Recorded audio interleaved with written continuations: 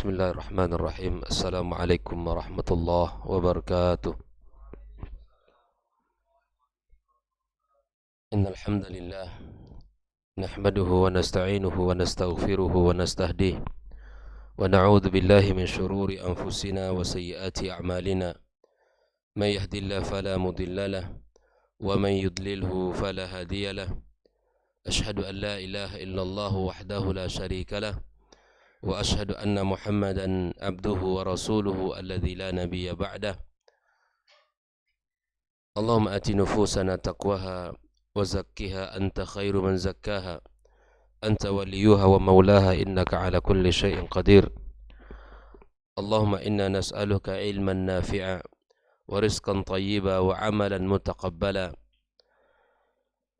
Amma ba'd, ma'asyiral hadirin wal hadirat minal muslimin wal muslimat rahimakumullah. Alhamdulillah, kita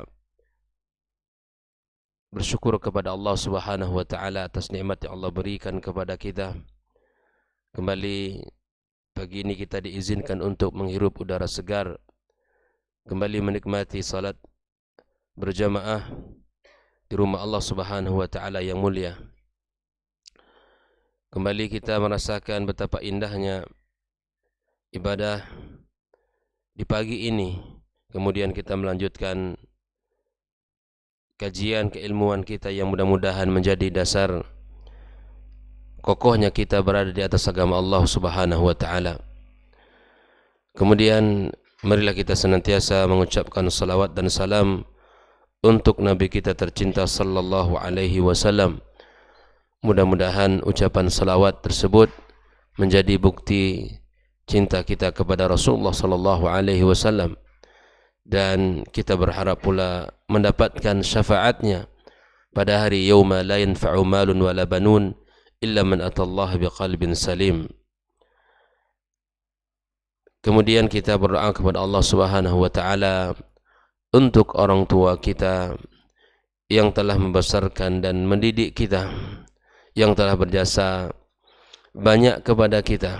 Mudah-mudahan jerih payah mereka, pengorbanan mereka, kasih sayang yang mereka berikan kepada kita menjadi pahala yang berlipat di sisinya dan amal saleh yang tercatat di hadapan Allah Subhanahu wa taala. Semoga Allah Azza wa Jalla menjadikan mereka orang-orang yang mulia di sisinya dan ditempatkan pada tempat surga yang paling tinggi, yaitu Jannatul Firdausil A'la. Mudah-mudahan Allah Subhanahu wa taala mengumpulkan kita dengan mereka di dunia, ya, sebagaimana Allah Subhanahu wa taala kumpulkan kita. Ya, kita berharap kepada Allah Subhanahu wa taala Allah kumpulkan kita bersamanya dalam surga Allah Subhanahu wa taala yang tinggi, sebagaimana Allah kumpulkan kita bersama ya di dunia ini. Kemudian kita juga berdoa kepada Allah Subhanahu wa taala untuk para guru kita, orang-orang yang telah berjasa di dalam kebaikan ilmu dalam kehidupan kita. Semoga Allah Subhanahu wa taala Allah berkahi diri mereka dan keluarga mereka, serta Allah jadikan ilmu yang telah mereka ajarkan ilmu yuntafa'u bihi, yang akan senantiasa mengalir pahala kebaikan kepada mereka. Kembali kita melanjutkan pembahasan tentang ahkam dan adab di saat kita beriktikaf di 10 terakhir bulan Ramadan. Pagi ini kita masih membahas tentang lanjutan mata yakhruju minal mu'takif atau minal mu'takaf atau mata yakhruju minal i'tikaf. Para ulama jumhur ahlul ilmi mengatakan bahwa keluarnya seseorang dari tempat i'tikaf yaitu ba'da ghurubi syams lailatul Id, setelah terbenamnya matahari pada hari raya. Andaikan hari ini adalah hari terakhir di dalam bulan Ramadan, maka seorang yang beriktikaf mesti keluar dari tempatnya setelah berbuka nanti. Kemudian ada sebagian yang mengatakan bahwa sebaiknya al-afdal dari waktu keluarnya seseorang beriktikaf adalah setelah hari raya atau setelah salat Id. Artinya setelah terbenam matahari berbuka, dia mesti menunggu sampai malam hari raya Idul Fitri, sebaiknya masih berada di masjid di mana dia beriktikaf, lalu kemudian bersiap-siap malam Idul Fitri ya, dengan takbir, dengan memuji Allah Subhanahu wa taala. Kemudian setelah salat Id barulah dia selesai dari i'tikafnya. Nah, ini pembahasan kapan seseorang keluar dari i'tikafnya. Kemudian para ulama mengatakan apa rukun i'tikaf? Karena rukun apabila tertinggal maka batallah ibadah itu. Apabila rukun itu dikerjakan maka terpenuhilah ibadah tersebut, artinya diterima ibadah tersebut. Para ulama mengatakan di antara ya, rukun i'tikaf ya, seperti yang dikatakan oleh Al-Imam Abu Hanifah atau Al-Hanafiyah misalnya, mereka melihat bahwa i'tikaf itu hanya satu rukun saja, yaitu al-labsu fil masjid. Rukunnya kita duduk di masjid, luzumul masajid bi ta'atillahi tabaraka wa ta'ala. Kita berada di masjid, kita berdiam diri di masjid, itulah yang menjadi rukun daripada i'tikaf itu sendiri. Ya, selain itu ada syarat-syarat yang berkaitan dengan i'tikaf. Jadi kalau bertanya tentang rukun, ya yaitu keberadaan kita, ya diamnya kita di rumah Allah Subhanahu wa taala ini, itu menjadi rukun utamanya. Ya, bagaimana mungkin disebut kita i'tikaf kalau tinggal kita di rumah? Karena itu bukan i'tikaf. Ya, i'tikaf itu adalah luzumul masajid. Makna i'tikaf itu sendirilah yang menjadi syarat bahwa itulah rukunnya. Seseorang berada di masjid dengan niat tertentu, dengan niat dia beriktikaf kepada Allah Subhanahu wa taala. Kemudian di antara syarat-syarat i'tikaf, ya, syarat i'tikaf adalah yang pertama syarat al-muttafaq alaih, yang boleh orang beriktikaf itu siapa saja. Apa saja syaratnya? Yang pertama adalah al-Islam, dia muslim, beragama Islam. Yang kedua al-aqlu, dia memiliki akal, artinya dia tidak termasuk kepada orang yang dikecualikan. Siapa mereka? Yaitu al-majnun, orang yang gila tidak disyaratkan atau tidak dianjurkan untuk beriktikaf. Yang ketiga adalah at-tamyiz atau mumayyiz, anak yang sudah usia tamyiz, sudah memenuhi syarat untuk beriktikaf. Ini fase yang kedua daripada perjalanan anak kita. Yang pertama fase kanak-kanak, yaitu fase di mana usia sebelum tamyiz. Nah, usia tamyiz adalah usia 7 tahun ke atas menjelang baligh. Maka anak-anak yang belum balik maka telah memenuhi syarat i'tikaf, yaitu disebut dengan usia tamyiz. Kemudian an-niyah wa yakuna fi masjid, termasuk dikatakan oleh sebagian ulama mengatakan dia adalah niat syarat i'tikaf itu sendiri. Dan yang terakhir adalah di masjid. I'tikaf itu di masjid, tidak di rumah. Barangkali di rumahnya ada musalla, gitu kan? Sebagian kaum muslimin membuat rumahnya musalla. Apa itu musalla? Tempat salat. Dibuatnya musalla, di situ seakan-akan itulah masjid. Kemudian di 10 terakhir Ramadan dia i'tikaf di bagian musalla yang dibuat di rumahnya. Ini tidak benar. I'tikaf dilakukan di masjid. Nah, ma'asyal hadirin wal hadirat rahimakumullah. Adapun syarat-syarat yang menjadi al-mukhtalaf fiha, yaitu at-taharatu minal haid wan nifas wal janabah, yaitu bersih dari haid, bersih dari nifas.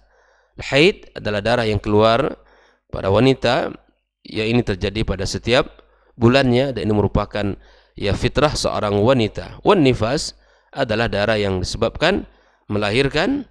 Wal janabah, ini adalah disebabkan bisa dia berhubungan suami istri, ya, ataupun dia bermimpi pada saat dia beriktikaf.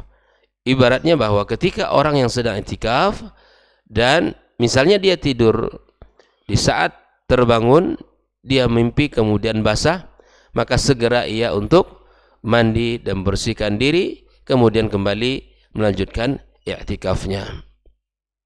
Ma'asyiral hadirin wal hadirat rahimakumullah. Ada yang mukhtalaf, ada syarat yang mukhtalaf fiha juga, dan ini sangat lemah kata para ulama, yaitu fasaum, itu syarat utama adalah puasa. Ya, artinya apa? Orang yang boleh i'tikaf adalah orang yang sedang berpuasa. Padahal sebagian ulama mengatakan bahwa i'tikaf itu ada dua. I'tikaf yang kita lakukan di 10 terakhir Ramadan, dan ini yang kita bahas. Dan ada yang mengatakan i'tikaf itu boleh kapan saja selain bulan Ramadan, ya waktunya kapan saja, dan boleh ya menjelang atau beberapa saat itu juga dibolehkan asal diniatkan itu adalah i'tikaf. Maka syarat ini sangat lemah, yang menetapkan mesti puasa. Ai la yasihul i'tikaf illa bisaum. Kalau yang maka syarat ini tidak sah i'tikaf dia kalau dia tidak berpuasa. Ma'asyiral hadirin rahimakumullah. Maka inilah yang menjadi syarat di mana bolehnya seseorang beriktikaf. Kemudian di mana tempat i'tikaf itu yang disepakati oleh para ulama, disebutkan oleh Imam Ibnu Qudamah, kata beliau, la yajuzul i'tikaf illa fi masjidin tuqamul jama'atu fihi. Tidak boleh beriktikaf kecuali di masjid yang dilakukan di dalamnya berjamaah atau salat berjamaah. Li'anna al-jama'ata wajibatun, ya, karena jamaah itu adalah wajib. Di mana di saat kita salat berjamaah itu adalah wajib bagi kaum laki-laki. Wa i'tikafur rajuli fi masjidin la tuqamu fihi al-jama'ah yufdi ila ahadi amrain. I'tikafnya seseorang di tempat yang tidak didirikan di dalamnya salat berjamaah akan ya mengarahkan kepada dua poin. Yang pertama adalah meninggalkan jamaah yang wajib, ya. Yang kedua, khurujuhu ilaiha fayataqarrar dzalika minhu katsiran ma'a imkani taharruz minhu. Artinya bahwa ketika salat wajib, dia mesti keluar terus bolak-balik ke tempat yang mana di situ salat wajib ditegakkan atau didirikan. Nah, keluarnya seseorang dari tempat i'tikaf bolak-balik, maka ini ia akan bisa merusak daripada salat atau i'tikaf yang ia lakukan. Nah, inilah bahwa sementara i'tikaf itu sendiri adalah luzumu al-mu'takif wal iqamatu ala ta'atillahi tabaraka wa ta'ala. Di mana i'tikaf itu sendiri adalah kita berada di rumah Allah dengan melakukan ketaatan-ketaatan.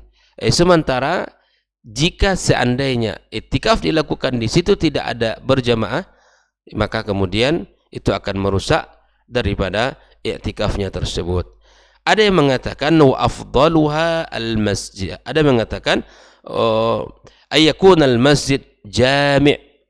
Jami'an ay in kana yatakhalal ayyam i'tikafi salatu jum'ah. Artinya masjid jami', masjid besar yang di situ didirikan padanya salat al-jum'ah. Oleh ikhwani kaum muslimin rahimakumullah, ya insyaallah seperti masjid ini sudah dibolehkan karena di sini adalah ya kita dirikan salat berjamaah dan kita dirikan Jumat. Karena kalau seandainya hanya salat atau musalla misalnya yang tidak ada salat Jumat di situ, maka dia harus pergi dari tempatnya beriktikaf ke masjid yang ada salat Jumatnya, dan ini akan merusak daripada i'tikafnya itu sendiri. Wa afdaluha al-masjidul haram. Sebaik-baik tempat beriktikaf adalah Masjidil Haram, al-Masjidun Nabawi di kota Madinah, thumma al-Masjidil Haram ya di Mekah, thumma al-Masjidil Haram an-Nabawi, ya, kemudian Masjidil Aqsa di Palestina. Inilah tiga tempat yang mana kata Rasul sallallahu alaihi wasallam, la tashuddur rihal illa ila thalathati masajid.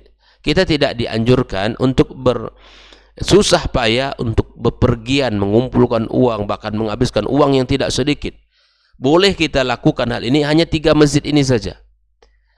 Masjidil Haram Al-Mekkah, ya, Masjidil Haram di Mekah, kemudian Masjidun Nabawi di Madinah, Masjidil Aqsa. Inilah yang warid di dalamnya dalil yang boleh bagi kita untuk bersusah payah, menabung, mengumpulkan uang, kita niatkan jauh-jauh hari agar kita bisa ke sana. Karena keutamaannya dari Nabi SAW itu sangat jelas. Masjid Haram di Mekah berapa?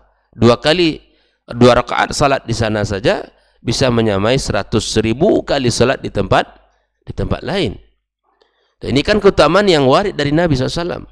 Yang kedua adalah Masjidun Nabawi di Madinah. 2 rakaat yang kita lakukan di sana, ya, bi alfi salatin fima siwa, sama dengan 1000 kali salat, ya, selain dari di tempat lain. Artinya 2 rakaat yang kita lakukan di Masjid Nabawi, Masya Allah, sama kita laksanakan salat 1000 kali di tempat lain selain Masjidil Haram di Mekah. Di Masjid Aqsa 500, ini separuh daripada Masjid An-Nabawi. Ini baru boleh kita kita susah payah menabung, kemudian kita berniat. Adapun masjid-masjid selain ini, ya, maka tidak dianjurkan syaddur rihal ke sana. Mungkin ada masjid bersejarah, mungkin ada di situ di masjid tersebut dikuburkan para wali-wali yang diyakini oleh sebagian kaum muslimin, bahkan berkeliling ke seluruh dunia untuk mencari masjid yang di situ dikuburkan para wali-wali Allah Subhanahu wa taala, diyakini gitu. Dan kemudian datang ke sana, ya, kemudian di situ terjadilah beberapa perbuatan-perbuatan yang mengandung kesyirikan. Waliyadzubillah. Terkadang ada orang yang Masya Allah untuk ke Masjid Mekah, Masjid Madinah, ya, atau Masjid Al-Aqsa tidak ada niat. Tapi kalau untuk masjid yang di situ adalah kuburan wali-wali yang diyakini dulu orang soleh, Masya Allah, keinginan ke sana itu sangat besar. Karena diyakini ini adalah tempat yang sangat luar biasa, dan seterusnya. Inilah terkadang kesalahan-kesalahan yang terjadi di pemahaman kaum muslimin. Ya, ada orang yang subhanallah di saat meninggalkan sholat, ya biasa-biasa saja. Ya, tidak merasa rugi dan tidak merasa sial atau tidak merasa ini sebuah perbuatan yang sangat menyelisihi syariat. Tapi di saat misalnya di sebuah tempat, melewati tempat tersebut dan di situ ada kuburan wali yang diyakini oleh orang-orang tersebut atau orang-orang tempatan, di situ ada kuburan wali, dan dia merasa menyesal dan tidak berkah hidupnya kalau melewati daerah situ, kemudian dia tidak turun dan berkunjung ke kuburan tersebut. Ada sebagian kaum muslimin yang mengatakan begini. Makanya Rasulullah SAW meyakini atau memberikan kepada kaum muslimin, para sahabat, mengokohkan akidah. Rasul di saat di kota Mekah tidak berbicara syariat-syariat, taklif, belum. Nabi SAW membersihkan akidah kaum muslimin, mengokohkan dasar akidah. Karena apabila akidah itu sudah kokoh, 13 tahun Nabi SAW membersihkan akidah, mengokohkan akidah. Apabila akidahnya sudah kokoh, maka syariat apapun yang Allah perintahkan akan mudah dilakukan. Termasuk hal yang viral belakangan ini. Ia meyakini, ya, pawang, meyakini dan ini dan itu. Ini juga perkara-perkara yang sangat fatal dalam kehidupan kita. Kita tidak bisa, ya, melakukan hal-hal seperti ini. Orang yang bersih akidahnya, insya Allah dia akan senantiasa menjaga dirinya dari perbuatan yang besar, perbuatan-perbuatan yang dibenci Allah Subhanahu wa taala. Ma'asyiral hadirin rahimakumullah, maka benahi akidah kita, benahi pemahaman kita, sehingga apapun yang terjadi kita yakin hanya Allah Subhanahu wa taala yang bisa untuk menyelesaikannya dan bisa untuk, ya, memberikan, ya, solusi padanya. Ma'asyiral hadirin wal hadirat rahimakumullah. Nah, apabila seorang yang sedang beriktikaf, ya di masjid, maka apabila dia keluar, ya hukum keluar dari masjid, misalnya idza kharaja al-mu'takifu ya ba'du badanihi lam yubtil i'tikafu, ya tidak akan batal i'tikafnya kalau dia ya keluar separuh badannya, wala yatarattab alaihi syai' biittifaqil a'immah, dan hal itu berdasarkan dalil dari Aisyah radhiyallahu taala anha, di mana Rasulullah SAW menyisir rambutnya Rasulullah sallallahu alaihi wasallam dari rumahnya. Nah, ada yang keluar dari i'tikaf tersebut, seperti yang pertama adalah al-khuruj li amrin la budda minhu tab'an aw syar'an ka qada' hajatil bauli wal ghaid wal wudu' al wajib wal ghusl al wajib lin janabah aw ghairiha. Wajib kita keluar dari masjid ini dikarenakan perkara-perkara yang darurat dan urgen. Seperti apa? Seperti kita qada' al hajat, buang kotoran kita baik itu besar maupun kecil, kemudian kita berwudu, ya, kemudian mandi wajib dan yang lainnya. Wal akal wasyurub, makan untuk makan dan untuk minum, fa hadza jaiz. Ini tidak masalah.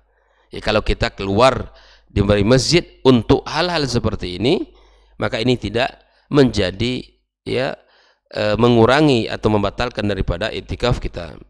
Yang kedua, al-khuruj li amri ta'atin la tajib alaihi ka'iyadati maridin wa syuhud. Ya, keluar untuk perkara-perkara yang baik dan yang tidak wajib. Artinya perkara-perkara yang baik tetapi tidak wajib. Seperti menjenguk orang sakit, ya.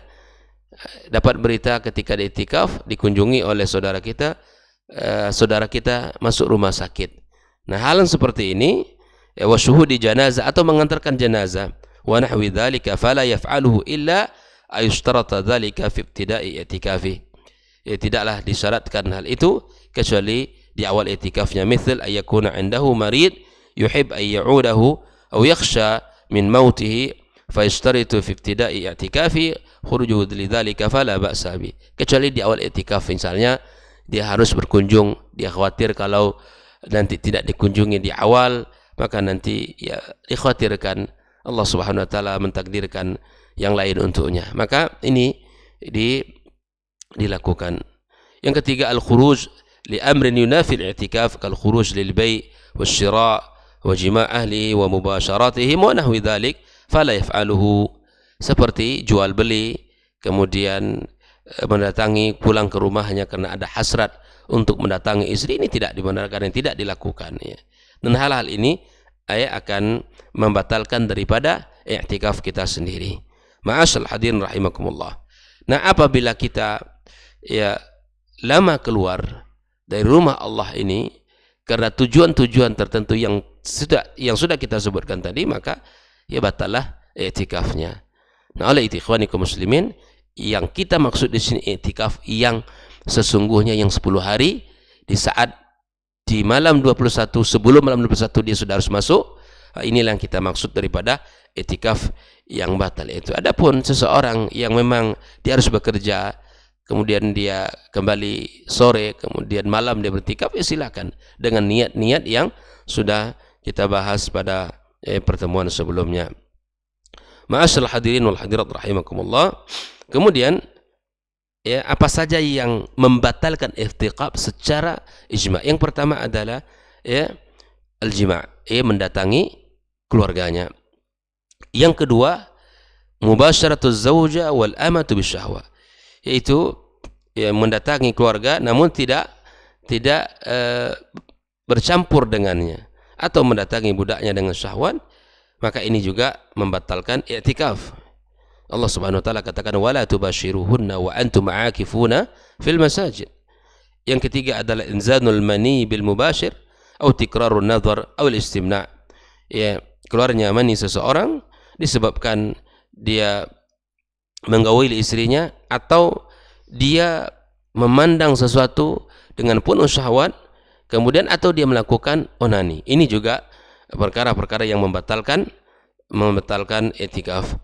Yang keempat adalah al-haid wan nifas, orang haid dan nifas tidak bisa beriktikaf. Yang kelima adalah zahabul akal, bisababi syurbi muskir, hilangnya akal seorang artinya dia pindah jadi orang dari yang sehat ke gila gitu. Orang yang bisa saja berubah itikaf, dalam itikaf itu berubah akalnya, maka ini batallah itikaf dia.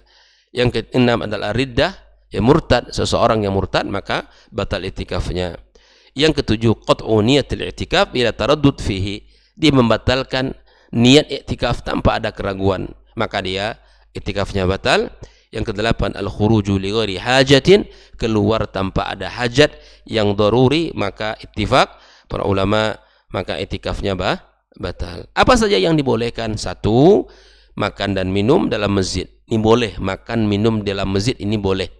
Karena sebagian orang mengatakan tidak boleh makan dalam masjid, minum dalam masjid bagi orang i'tikaf. Ini boleh. Boleh. Kemudian boleh juga adalah untuk tidur dalam masjid, bittifaqil ulama. Tidak membuat tempat khusus di mana harus tidur di situ, tidak. Tapi dimanapun dalam ruangan masjid ini boleh kita untuk tidur. Kemudian labsus thiyab al-hasana wa tayyib, memakai pakaian yang bagus dan wangi-wangian, ini juga dibolehkan. Kemudian ghaslur ra'si wa tasrihuhu wa duhnuhu, kita membersihkan, menyisir rambut, kemudian meminyaki rambut, itu dibolehkan ya. Ma'asyiral hadirin rahimakumullah. Dan di antara perkara yang dimakruhkan adalah kullu ma yuaddi ila ibtalil i'tikaf bila uzur, segala sesuatu yang mengarah kepada batalnya i'tikaf kita tanpa ada uzur, itu dimakruhkan untuk dilakukan seperti yang sudah kita sampaikan tadi. Ma'asyiral hadirin rahimakumullah. Kemudian al-bisaq fil masjid, ya, ini ada mengatakan mengeluarkan air liur kita. Ada orang yang barangkali batuk atau mungkin ada penyakit yang dia harus membersihkan atau mengeluarkan air liurnya terus di masjid. Di sini khilaf para ulama, ada yang mengatakan haram secara mutlak, kemudian ada yang mengatakan boleh ya, karena itu sesuatu yang tidak bisa dihindari olehnya ya, bagi orang yang membutuhkan untuk itu maka dibolehkan, karena dia memiliki ya penyakit tertentu sehingga dia harus mengeluarkan air liurnya di masjid. Kemudian ya perkara-perkara yang lain yang mudah-mudahan bisa kita lakukan, di antara hal yang terkait dengan qada hawaijil muslimin, boleh bagi kita untuk membantu saudara-saudara kita yang betul-betul sangat membutuhkan, seperti kita menelpon, kemudian kita minta bantu, kemudian memberikan perkara-perkara yang itu sangat urgent bagi kaum muslimin secara umum. Nah, ini dibolehkan di dalam beriktikaf. Apabila seseorang beriktikaf dengan nazar, maka wajib untuk ditunaikan.